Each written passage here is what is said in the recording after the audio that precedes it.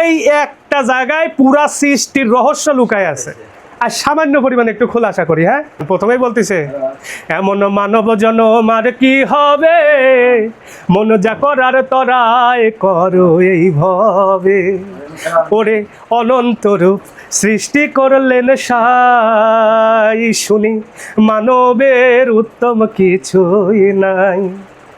অনন্ত রূপ সৃষ্টি করলেন সাই, শুনি মানবের উত্তম কিছুই নাই। আরে দেব দেবতাগণ করে আরাধন, জন্ম নিতে মানবে, মন যা করার তরায় করো এইভাবে। এই একটা জায়গায় পুরা সৃষ্টির রহস্য লুকায় আছে, পুরা সৃষ্টির রহস্য। আর সামান্য পরিমাণে একটু খোলাসা করি। হ্যাঁ, এখানে বলতেছে এমন মানব জন্ম আর কি হবে। এই যে আমরা যে আসেছি আর কি আসবো কখনো? কোশ্চিনকালেও আর আসা সম্ভব না। অন্তত আমি এই দেহ এই বডি নিয়ে আর আমার আসা সম্ভব না যদি একবার চলে যায়। অনেকে আছে সনাতন শাস্ত্রের যারা পুনর্জন্মে বিশ্বাস করে, সেটার হিসাবে আলাদা। কোরআনেও সেটার কিছু বিচার বিশ্লেষণ আছে দেহতাত্ত্বিক, সেদিকে যাচ্ছি না। কিন্তু আমি যে দেহটা নিয়ে আসছি এই দেহটা নিয়ে আর আসা হবে না। সনাতন শাস্ত্রের একজন বিখ্যাত দার্শনিক ভবা পাগলা, উনিও তার একটা গানের ভিতরে লিখে গেছে, বারে বারে আর আশা হবে না, তুমি ভেবেছ কি মনে এই ভুবনে, যাহা কিছু করে গেলে ফিরে পাবে না, বারে বারে আর আশা হবে না। শেষ, এই যে আসেছি এই দেহটা নিয়ে আর আমি আসতে পারবো না, আমার আশা এটাতেই শেষ। তাই বলতেছে এই মানব রূপটা এত উচ্চ মার্গের একটা রূপ, কারণ সৃষ্টি জগতের কোনো সৃষ্টি গবেষণায় লিপ্ত হতে পারে না, কিন্তু একমাত্র মানুষ এই গবেষণায় লিপ্ত হতে পারে, বা এই গবেষণা করার ক্ষমতাটা তাদের ভিতরে আছে। তাই বলতেছে অনন্ত রূপ সৃষ্টি করলেন সাই, এই মানবের উত্তম কিছুই নাই। এখন আমরা এই সাই জিনিসটা সম্পর্কে অনেকেরই অনেক রকম ধারণা থাকে না, কিন্তু এই সাই জিনিসটা আমরা অনেকেই বুঝি না। যেমন একটা জলের কথা কিন্তু আমরা কোরআন বলেন অন্যান্য ধর্মগ্রন্থ বলেন সকল জায়গায় পেয়ে থাকি, তাই না? সেটা জীবন জল, যে জলটা আমরা পান করলে ওই কোরআনের ভিতরে একটা ওই যে খিজির আল্লাহ সালামের নাম আসলো, বললো তিনি এমন একটা পানি পান করছে সে অমরত্ব লাভ করছে। সে অমরত্ব লাভ করে থাকে পানির ভিতরে থাকে, সে হচ্ছে পানির বাচ্চা, জলের ভিতরে সে বাদশাহীগিরি করে, জাহাজ আটকে গেলে জাহাজ থামায় দেয়, এটা করে ওটা করে, এরকম নানা রকম কথাবার্তা বলে না। তো এই যে জলের যে বিষয়টা, মূলত এই সৃষ্টির মূল উপাদানই হচ্ছে জল। এই জলের উপস্থিতি যেখানে নাই সেখানে কোনো সৃষ্টির উপস্থিতি নাই। এই যে বিজ্ঞানীরা মহাকাশে যায়, চাঁদে যায়, বিভিন্ন উপগ্রহে যাচ্ছে না, তারা সর্বপ্রথম একটা জিনিসই চিন্তা করে, দেখে যে এই জায়গায় জলের কোনো উপস্থিতি আছে কিনা।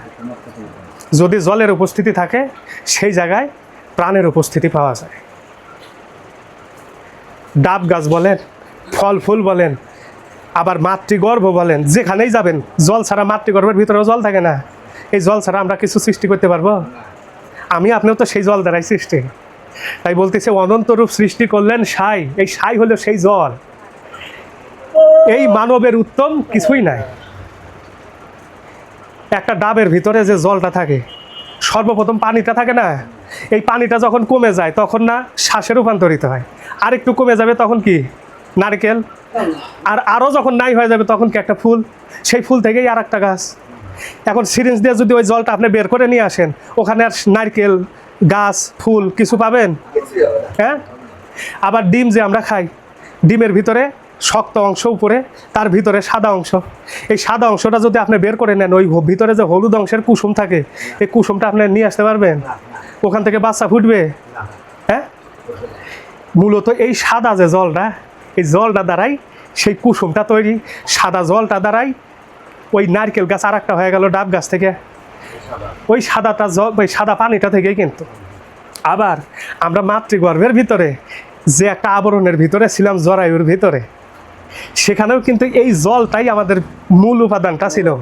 এই জলটাই কি করে, শুক্রাণু এবং ডিম্বাণু দুইটা জাইগোট উৎপন্ন করলো।